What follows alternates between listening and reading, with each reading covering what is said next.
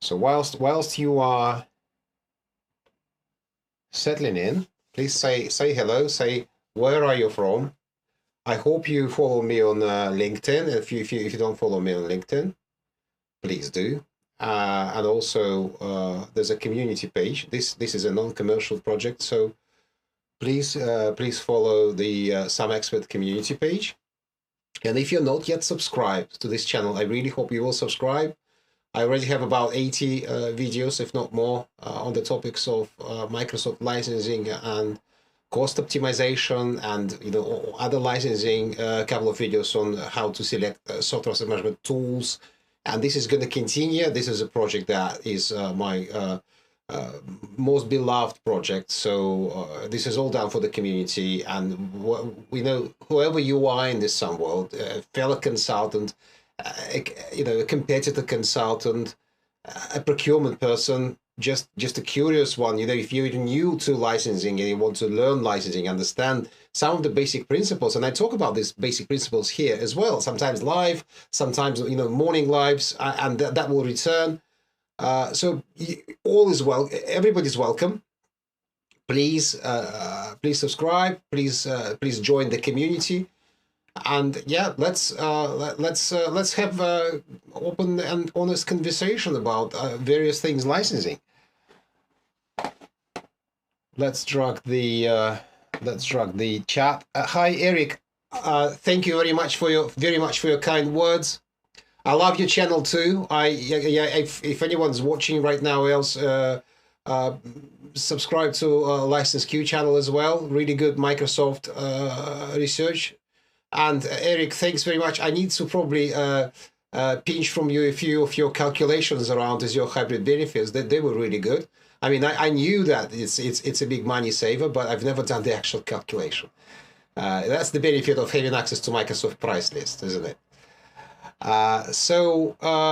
Yeah, and we'll start as announced at 6 o'clock. So well, here we are, just saying hello, having a casual chat. And I can see 4 people already watching, and this is being streamed to Facebook as well. So if you're on Facebook, if that's more convenient for you, you can watch it on Facebook, on YouTube, and on Twitch, of all places. Although, yeah, appreciating this is not a gaming channel.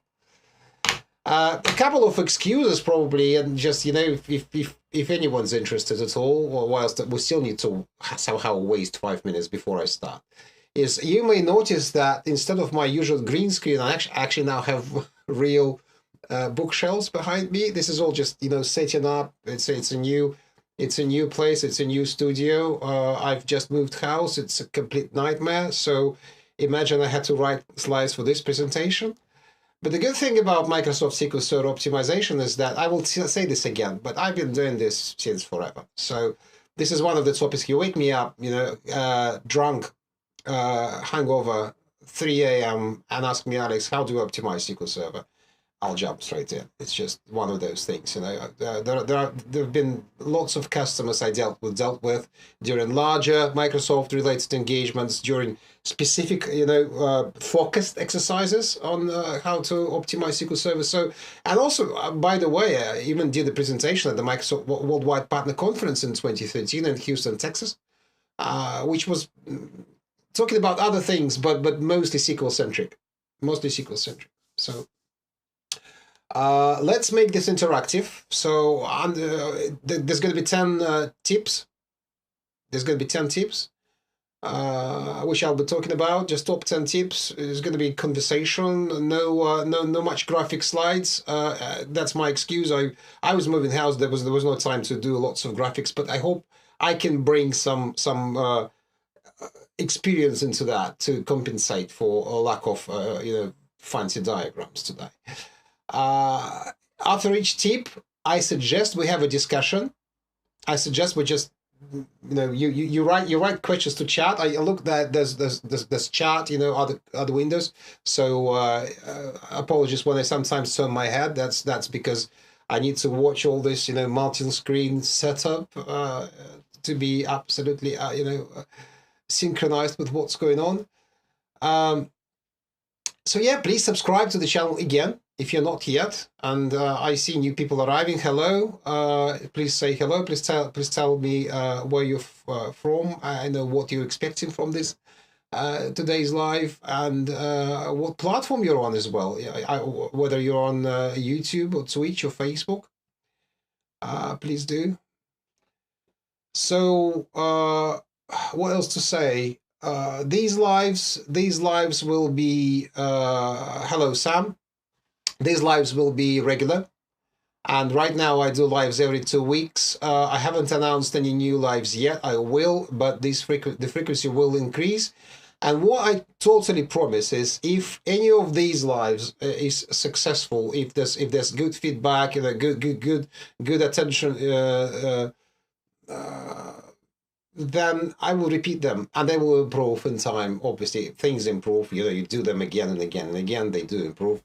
So stay tuned. Stay tuned. The best way to actually follow, two best ways to follow what's going on in my channel, and which I expect, because SAMexpert in the beginning it was like a project that actually united a few software consultants in my previous life before I moved to the UK.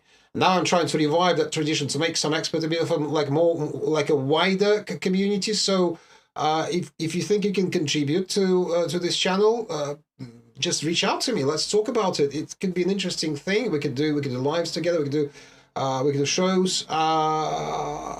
I'm okay with any commercial kind of things here as well. It depends. Hi Frederick. Yeah, thank you very much for joining as well. Really nice to see you here. So yeah, we have people arriving here. I'm getting anxious about this. So I think we'll slowly start. It's already 6 o'clock. That's the promised time. We shall slowly start here, and I'll just remind you that these are the best ways to follow what's going on this channel. So everything is cross-posted to LinkedIn. I'm on LinkedIn. You can send me a connection request. You can follow if you're shy. If you're not, send me a connection request. No strings attached. I don't bite. I'm not LinkedIn police. I won't tell you who you are. Who are you? Why are you here? Connect to me. Let's have a discussion. Let's just not have a discussion. Just let's network. And the community page is the best way to follow. Just strictly the posts of SAMexpert without any personal stuff that I can occasionally, very rarely, but occasionally post. So there we are. And today's topic. Oh well, let's go to today's topic. It's the SQL Server optimization, and there's going to be 10 top tips. I'll probably do it very quickly, unless there'll be questions or suggestions from the audience. And whoever you are, if I'm wrong, please correct me. If you think there's something I'm not saying that you would like me to say, so expand on something, please ask in the chat. I see your messages. Frederick, it's really nice that you're there with your dogs. I hope your dogs are watching too. Unfortunately, they don't count in the view in the number of viewers today. I wish they were. That would be nice. So top 10 SQL Server cost optimization tips that are kind of, they've always been there, but some things have been recently introduced, on which I'll also touch a little bit. I'm not trying to cover the whole subject in this one live. We'll see how it goes. We'll see your feedback. Maybe I'll readjust the top 10 tips for the next version. But by all means, just please, the more messages you write, obviously on the subject, the better this live will go. And we'll start from tips will be split into various categories: commercial, technical, optimization, virtualization. I'll try and keep it simple. So if you are in procurement and you don't know details about core factors, we're not talking about that today, unless somebody asks. So if you want me to go deeper into like number of cores, stuff like that, core factors, historical licensing tips as well, because that's something I'll touch upon. But that's not going to be like a huge topic today in a comparison with SQL Server 2008 R2 licenses and how they how you could optimize those, because that was a bit different. But if you have a question on that, by all means, please shoot. So start with the first tip, because I was involved in multiple. I've been involved in multiple exercises with various sizes of customers. If the subject of the engagement of the project is to optimize SQL Server, this is where I start all the time. Let's check your running editions and see if you actually need them, because this is this is undoubtedly, I know I've see the statistics. Undoubtedly, this is the best way to save costs on SQL Server, unless you already have licenses. But if you're on subscription, so if you plan to migrate, if you want to reduce costs, this is the best way to start. So what I notice in all those exercises is that there's a tendency, and that's normal. It's a normal thing for human psychology. There's a tendency to deploy higher edition. It's just that. We have an option to deploy standard and enterprise. Let's deploy enterprise. Because it's enterprise, it's better. But what people sometimes don't think about, and as bizarre as it sounds, is the cost difference is substantial. I don't remember exactly, and I would actually ask help of my friends here. Eric, I don't know if you remember the ratio between cost of SQL Server Enterprise and SQL Server Standard. I think it's 7-to-1-ish. So there you go. I mean, you deploy SQL Server Enterprise, and it costs you 7 times more. Do you need it? Probably not. And my experience tells me that 80% of enterprise servers in these states where we did a really deep dive with DBAs into used features, security requirements, they were redundant. They weren't needed, so they could downgrade to SQL Server Standard, considering all the cons and pros of that exercise, because basically the cons here are the cost of migration. But then again, my experience, each time when we did such assessment, the cost of migration was lower than the money that could be saved by downgrading SQL Server editions, down editioning. And it's sometimes you can even go as far as SQL Server Express, which is free. So I don't know if everybody here is aware of that. There's a SQL Server Express edition, which is free. It is limited, obviously. Of course, there are multiple limitations. It's not like a full-fledged SQL Server. But what Microsoft have been doing from year to year, since I think, if my memory doesn't fail me, I think the first version of SQL Server Express was introduced in 2005. So that was SQL Server 2005 Express Edition. And it was very limited. I think it was something like 10 megabytes, 10 gigabyte, 1 gigabyte database, really small database, really small memory footprint allowed to be used by SQL Server Express. And then each year, Microsoft would add new features and expand those limitations. At some point, I think it was 2008 R2. It's not really relevant, but that's the history. Microsoft brought in reporting services. Then I think right now, I may be mistaken, but I think there are some integration services that come with SQL Server Express Edition. So full text search. So it may be enough for certain scenarios. So why don't you review this? You probably don't need SQL Server Enterprise in many cases. That's what my experience tells me. So you may have doubts. Go. What you need to do is to go to your DBAs, have a list of all the SQL servers, and ask them questions like, what exact features you require from SQL Server Enterprise? Write it down. And there's a Microsoft, basically just Google it or Bing it or search it for it. There's a page on the Microsoft website for each version of Microsoft SQL Server, and I encourage you to check the version, because features change from feature sets change from a version to a version. If you're running, say, SQL Server 2017 Enterprise Edition, that's where you need to look, and then compare. Look what the difference is between Enterprise and Standard, at least. That's what I do. and then, you know, overlay with those features that the DBA said they need.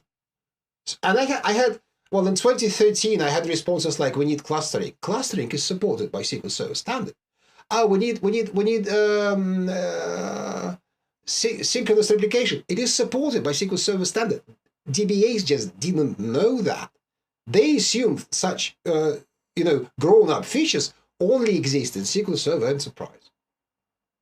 So that is the potentially the biggest way, and that's why I listed as the first tip to check whether you really need SQL Server Enterprise. And you may be tempted to say, if you know licensing, like, yeah, but we'll license SQL Server Enterprise for unlimited virtualization. So that's not that simple. And I'll return to that. I have a special slide related to that. But when you start downgrading, when you start optimizing those editions, you will then realize you're actually running more standard than enterprise. And with standard edition, you really have to park it very, very, very tight on a host to benefit from the costs of unlimited virtualization. And I'm, again, from experience, I don't have calculations right now. They'll be there for the next slide, for the next version of this live. I promise you. My ratio that I had on average, how many instances of SQL Server Standard you need to run on a host to actually return on investment of, you know, SQL Server Enterprise licenses assigned to the host for unlimited virtualization with software assurance, by the way. It was like 20 to 30 to 1. So 20 to 30 instances. What do you understand what the outcome would be? I don't know how technical you are there, but the problem with that is that you hit performance limitations.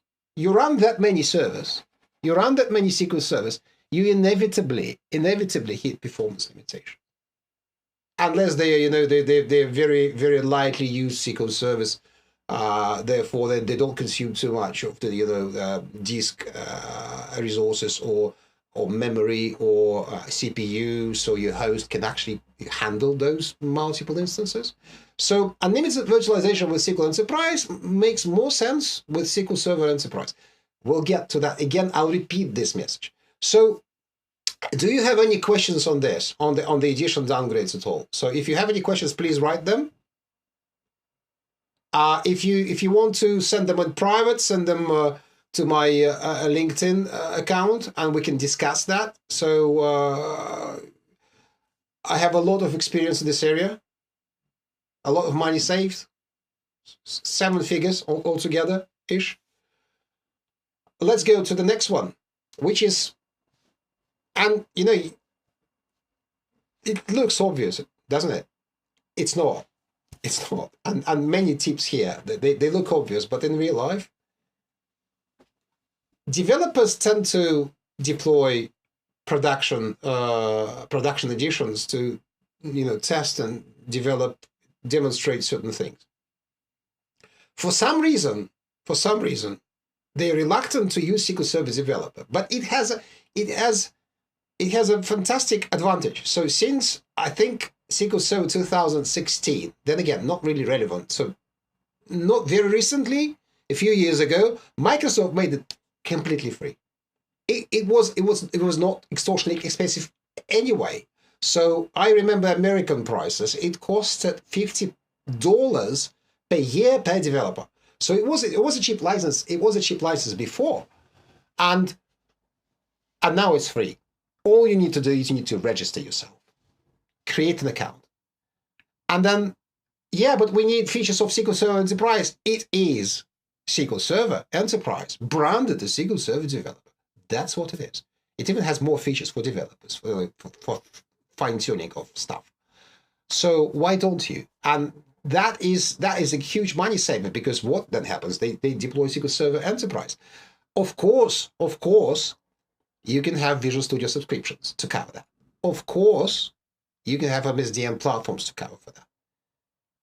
The problem with Visual Studio subscriptions and MSDN platforms is anyone, and I repeat that again, anyone, any admin, any backup operator, any other person, any other IT person that has access to that server, to maintain it, to back it up, to deploy policies. Doesn't matter. Or imagine, just by default, all your IT department would have to be licensed with at least SDN platforms. Well, actually, for SQL Server, Visual Studio Standard is the cheaper option. But you have to license everyone. Like,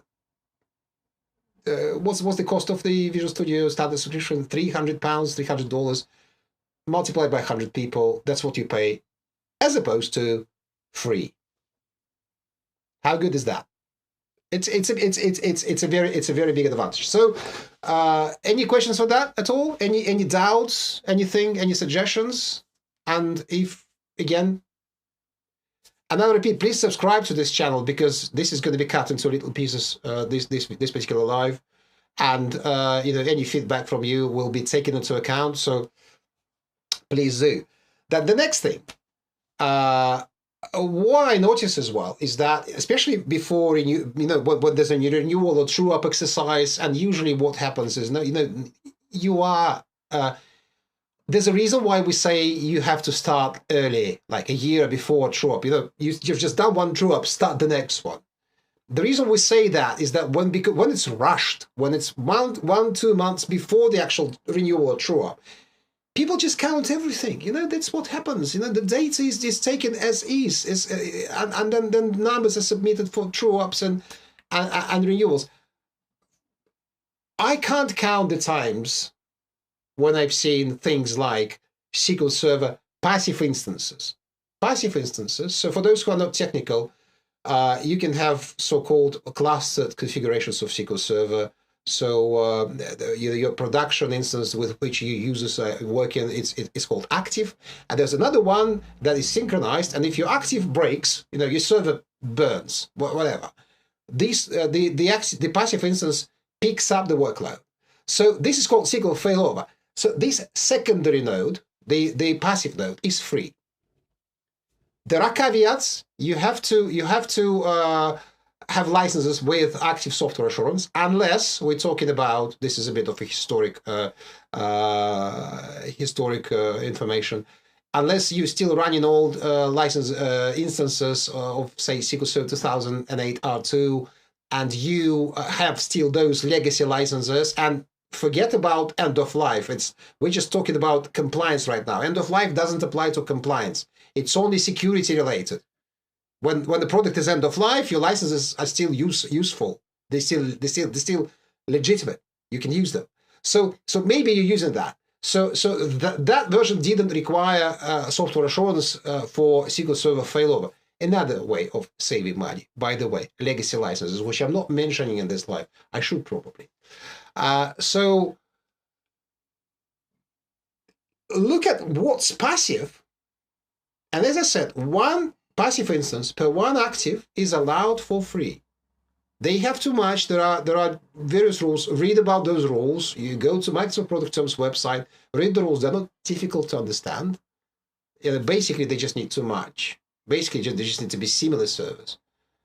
And you have to cover the license for the active node with maintenance, with software assurance. That's another important caveat. So it's going to be just a bit more expensive than just license without software assurance. And if you have enterprise agreement, they will be already covered with software assurance, because that's compulsory. And probably you have an enterprise agreement, and probably you have SQL Server licenses with software assurance already. Then discount the free instances. And since SQL Server 2019, there's also a possibility to deploy another instance only for disaster recovery, only basically no high availability, nothing fancy, just like a really, really deep backup node in Azure, but it's free.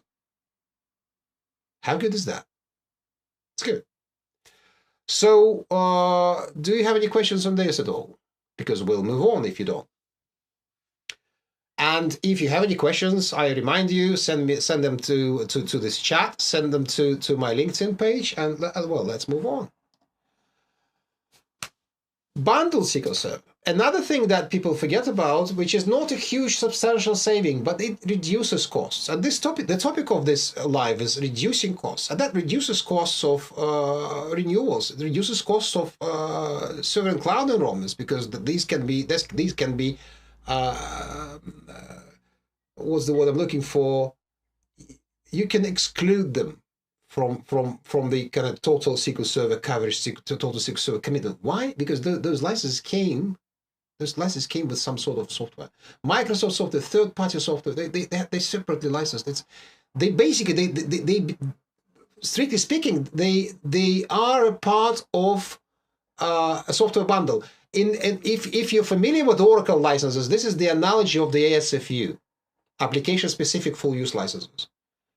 What happens is, then again, with rushed renewals, rushed calculations, these things are forgotten. And to give you like basic examples, even Microsoft products include SQL Server. System Center includes SQL Server Standard. Teams Foundation Server now is called Azure. Please remind me. I don't remember the current name. It's the DevOps server, Azure DevOps server. It also includes SQL Server Standard for free. Well, in the price of the product, but you don't have to license that SQL separately. So that's another way. If you want to optimize costs of your true-up, don't forget that little thing. It may be 1% of the total costs, but you know, it's still money. It's still a saving. It's still cost avoidance. Not as big as tip number one, you know, SQL Server Edition optimization, but it may be substantial in certain scenarios. And well, that especially affects smaller estates. So I'm just trying to remember. I manage one customer with about 16 SQL servers. 4 out of them are bundled. So that's 25% of the total SQL Server costs. They didn't know about it. We told them about it. Consolidation. Consolidation is an interesting subject because that's probably money-wise, that's the second biggest way to second most effective, most efficient way, efficacious, is that the word, to save, to avoid, reduce, optimize SQL Server licensing costs. So for those of you who don't know, and you know, not everyone is aware of that, if you run multiple instances of SQL Server, even like 10, not even databases, I'm saying instances. So, you know, one SQL Server instance configured in a certain way, then another SQL Server instance configured in another way with various, for those of you who are technical, various collation orders, you know, master databases, schemas. I'm not going to go that deep. Then you can actually deploy them in one operating system environment. And the beauty of that is that in one operating system environment, you only need to license SQL once. You basically find the highest version, then the highest edition, and just license for that. So if you have, for example, SQL Server 2012 Enterprise and SQL Server 2019 Standard, what you need to license, I mean, you may license 2 of those, but sometimes if you have multiple instances, it may be cheaper to have 2019 highest version, Enterprise highest edition, assigned to the entire operating system. And that means either physical operating system or virtual operating system, but not the host, because each virtual machine is a separate operating system. So I'm talking about in the boundaries of one operating system. And that is, and I've dealt with customers who really well optimized their SQL Server estates by creating specialized, very powerful hardware clusters. So instead of deploying so-called virtual clusters, where you have hosts with multiple VMs floating around the clusters, no, these are just specialized hardware boxes with just one operating system and multiple SQL Server instances inside those operating systems. They, you know, you may have them like 4 nodes if you want it really, really well balanced and you know, optimized for disaster recovery and high availability. If you have 4 nodes specialized for SQL Server, the benefits of that is basically licensing, because you just license it, you know, and depending on the configuration, if you have, say, 2 active nodes, you may even assign SQL Server Enterprise license, even SQL Server Standard license to that, or even without software assurance. So that is big cost reduction. That's, by the way, a way to save on multiple SQL Server standard instances. The cons of that, so if you want to discuss them, but what comes to mind is, because I was a DBA for a few years, what comes to mind straight away is that when you maintain that, you can't really maintain one database at a time. You need to maintain almost the whole thing. So you have to be aware that when you try to upgrade something or change something, it may affect the entire cluster with all those, multiple SQL servers running support in various databases in various places. The other concern here is security. I wouldn't run, as one of those instances, maybe I wouldn't run a payroll database. I would keep it separate somewhere. But then again, look at those things. Performance is better.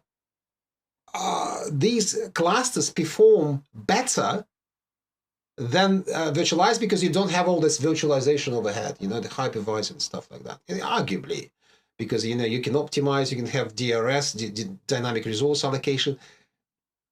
I'm talking from experience, and from experience, we did tests with one of the customers in the UK, and that solution was better performing, and that solution provided significant, substantial licensing cost reduction. So, well, there you go. That's my experience.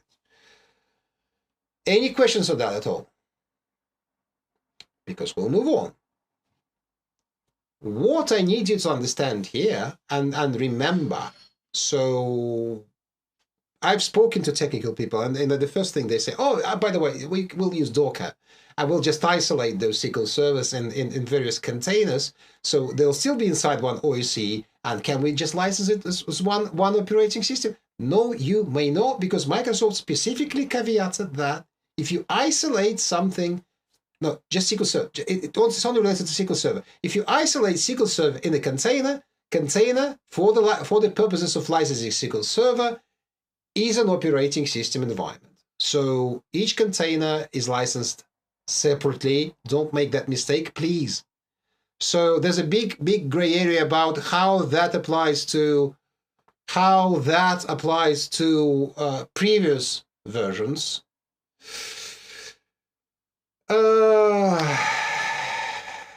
I don't know. It's a gray area because containers were only stipulated a few years ago.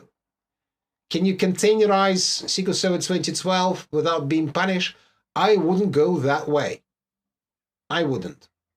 You can try. You can always say, yeah, I bought it at those times. I've assigned licenses of SQL Server 2012. At that time, the containers weren't specifically stipulated by Microsoft in product terms. Thing about licensing is that if something is not explicitly and expressly granted, it's not granted. That is what Microsoft will say. From my experience, that's what they will say. It wasn't granted, so you could have said it was a gray area at the time, but then we came to census, synchronized with the other world, understood that Docker is a thing, Kubernetes is a thing. Let's tighten the rules. So yes, you have to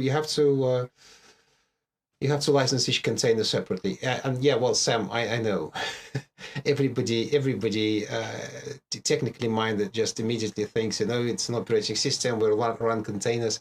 There's a stipulation for that in the Microsoft product terms, and it's been there for a few years already. So there we go. Virtualization. I've touched on that when I was talking about the edition consolidation, but let me touch on that again. You may know that you may assign licenses of SQL Server Enterprise to the hardware, SQL Server Enterprise only, and that covers all the SQL Server instances on the box, with the caveat that those licenses that you assign to the hardware must be covered with software assurance. If they're not covered with software assurance, you may only run the number of instances. Is it instance or cores? Anyway, there's a limit. There's an upper limit. Let's not go into details. There's an upper limit. It's not unlimited. So for unlimited, you need to cover it with software assurance. The downsides of that, the thing that many don't realize, and I've seen I think it was 2014, I've seen a company that licensed every single host with SQL Server Enterprise on the platform, and they were losing an incredible amount of money, like millions of pounds, literally millions of pounds on SQL Server Enterprise, because what they were running in those classes are just sporadic instances of SQL Server Standard. That's not cost effective. So you really need to have a ratio of, as I mentioned before, a ratio of 20:1 or 30:1. 20 to 30 SQL Standard virtual machines or per one host in a cluster to have any commercial effect from unlimited virtualization. So unlimited virtualization makes sense when you technically need to run multiple SQL Server Enterprise editions, because then that ratio can, depending on the size of that machine, the number of cores at the hardware level, the number of cores required by each VM. So it's not a one formula. You need to always calculate it, compare, where is the threshold where you start saving. That's when it makes sense. But then the downside is always performance. So you need to check if you cram all those SQL Server instances onto that host. Will it perform well? Will you have enough performance for the peak activity during the time if you're trading, if you're a bank and you have to run like daily reports at a certain time? If your single VM consumes 95% of the CPU, it's probably not a good idea to consolidate it on a dedicated SQL Server host. But then again, it may be. So it's a way to save money. I'm not saying that it's not black and white. It doesn't apply to all the scenarios, but it's something that is always considered in the project that I run. So when I deal with customers, we look at that always. Can we consolidate? How many hosts will require? How much performance does it require? So here, when you solve these particular puzzle, what is beneficial is to also engage with SMEs on SQL Server fine-tuning and optimization and performance, because that's what I would always suggest doing, is to bring in another party that will look at the performance impact and security impact of such consolidation. I wouldn't blindly go with just licensing person suggestion, no matter how clever that person is, even if that's me. Sorry. So yeah, and any questions on this one? Sorry, any questions on this slide at all? Virtualization, because I think you should probably have questions there. We have 10 people watching. I understand 5 of them are friends of mine, but anyway. Server and cloud. We're going to towards the end of this live, and here we go. Commercial features, commercial ways to optimize server and cloud enrollment. If you have reasons, and this needs to be very carefully calculated. Again, nothing is given just for free, just like except for one thing. Just as a blank approach, cost-saving suggestion, cost-saving option in the Microsoft licensing world. Server and cloud enrollment is an enrollment in the Microsoft Enterprise Agreement in which you say, okay, I'm gonna forget about all my previous licenses because I want to upgrade, I want to migrate to Azure, I want to do various other stuff. Those are the reasons. And I just want to buy Microsoft SQL Server licenses of the current version with software assurance, some of them subscriptions, but for the entirety of the estate. For that, you get a discount. On those licenses. So that's a good way to achieve a discount on Microsoft Enterprise Agreement without any specific negotiations. It's just built in. The thing here is that it voids legacy licenses. So no matter that you have legacy licenses during the term of this SCE, which will be probably 3 years, server and cloud enrollment, during that term, those 3 years, you'll have all your legacy licenses. They're still yours, but you may not use them. You may not use them to optimize anything. You may not use them to assign anywhere. I've seen only one case when customer actually negotiated that with Microsoft mid-term that, you know what, Microsoft, we already spent so much money, but you know, the amount of money they spent on SQL Server with Microsoft was so big, I wish you weren't that number. So, yes, it's a way to save money. Then again, it's a commercial decision because maybe, and ask an SME to calculate it for you. Maybe you'll be better off with just licensing separate SQL servers, buying licenses as you need to migrate or upgrade during the term, instead of committing for 3 years for a large quantity, the kind of blank approach. It may be more expensive. It may be more expensive. And I remind you, if you're said that, if you're told that, oh, your legacy licenses are end of life. Licenses are never end of life. If they're not subscription licenses, they're perpetual. There's a reason they call perpetual. A product may be end of life. License isn't. End of life only applies to security. That's it. That is it. So if you have a reason, and if you're consciously using an old license and an old instance, continue doing so. Just understand the security implications of that. That's it. So, and then you can optimize.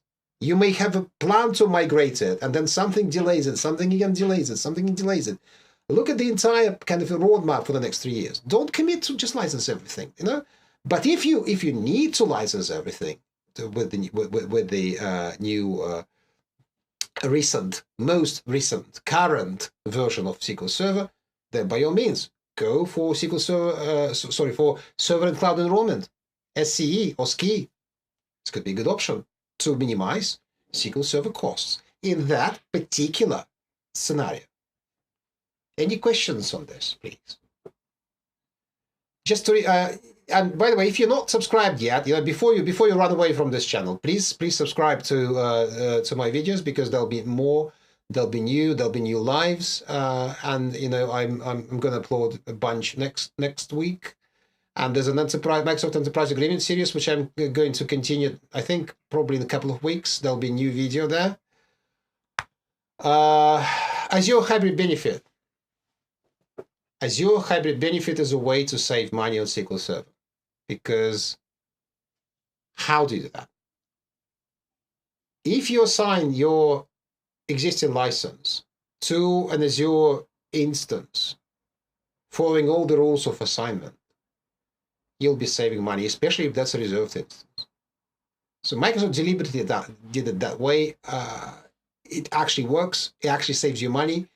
And it's where, you know, if you're migrating to Azure, it even makes sense to purchase subscription licenses in an enterprise agreement if those are perpetual instances, not something that you kind of spin on and then spin off. Spin on, spin off, you know, if something is more or less permanent, and there's a more clever, even with temporary assignments, you can do clever saving tricks there. If something is permanent, if that's a reserved instance, it makes much more sense to actually use your existing license, move it to Azure, and assign it to that reserved instance. Savings could be up to 70%. Correct me if I'm wrong, if somebody knows the exact number, but that's what Microsoft claimed, and that's actually true. So in one of my exercises that I like talking about, which was a Microsoft Enterprise Agreement renewal exercise, we actually told the customer to keep some of the licenses and renew them, specifically for that reason, that if those licenses will be then migrated to Azure, and they have plans to migrate to Azure, they will be saving money on those. And the customer was even taken even further. They had government level discounts. So that discounts you will never get in Azure, ever, even if you're a government entity. So substantial saving. Substantial saving. Don't neglect it. Look at Azure Hybrid Benefits. Ask an expert. Think about it. It's a good way to optimize and minimize SQL Server costs. And here, by the end of this, a couple of things that are not directly related to savings. So when you chase savings, please be careful. And this is one of the top tips. There's a reason why I made it a top tip, because, well, it's a bit of an interesting catch.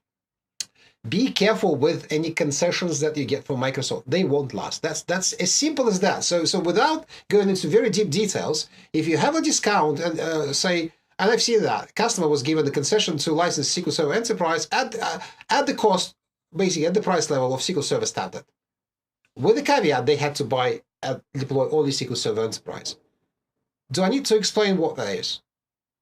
That is lock-in. That is lock-in.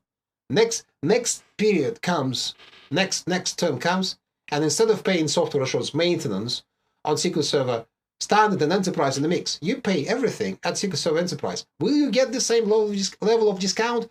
I doubt it. So you get that benefit during the first 3 years. If you want to do that and you consciously understand what you're doing, do it. But bear in mind, in the next 3 years, you would have to either rapidly downgrade everything, and you'll have downtimes, you have migration costs and everything like that, or you'd rather not even take this concession. Why would you? Look at what strings are attached. So please be very careful with this. Just don't do that. And well, and the 10 top tip, actually, well, negotiate. If you're planning like huge cloud migration, we're still in the era of migrating to cloud. We're not yet. Everybody is not yet in the cloud. Then obviously you can leverage your Azure plans. If you have clear plans, if you have clear strategy, especially if you want to lift and shift the entire database workload to Azure, you may negotiate pretty substantial discounts. So I'm not going to talk about specific numbers, but they may be pretty impressive just on SQL Server. So I've seen that with my own eyes, and that works with only one thing. Please don't ruin your relationship with Microsoft. If you promise them to migrate. At least migrate something. At least migrate half of it. Because if you don't, well, imagine, will you then be able to negotiate any more discounts in the future with the same people? Maybe not. So this is not a good idea. But then again, you may leverage your Azure migration, your Azure adoption, moving your databases to get pretty substantial discounts on SQL Server. So on this particular note, I don't know how fantastic that is, on this bombshell, I'd like to bring this live session to an end, and thank you to the 9 people that survived until the end of this live. By all means, if you have any questions, please type them now, because I'll keep it open just for your questions for some time. Sam Anderson, by the time we get to the cloud, we'll be going back to the edge. True. Well, I'm speaking at one of the conferences soon. I think it's next week. It's a Netherlands conference. It's going to be an online event this year. And basically what we're going to talk about is that cloud is one of the biggest scams or shams of the generation. Because we were promised one thing that was never delivered upon. And then, what happens is actually, we were taking out we had to lift our things, bring them to data center. And now what's going on is our data centers are coming back to us in the form of edge computing. Well, thank you, Shekhar, for your feedback. Please come again. Please subscribe to this channel. And if you're not connected to me on LinkedIn, please connect to me on LinkedIn. We can have a private chat. I don't bite. I don't pitch. So it's just genuinely, if you want my services, we can discuss that. But if you just want an advice, by all means, please come. Please connect. And again, subscribe to this channel, because there'll be more, and there'll be more and more and more. So thanks again for watching. I think now it's time to conclude this. Thanks, Sam. Thank you for the good wishes. Yeah, I hope the conference will go well. Well, I only have like a part of the round table. I promise I'll make it fun. Guilty as charged. So that's it. And well, thanks very much, and save with knowledge of Microsoft licensing. Goodbye.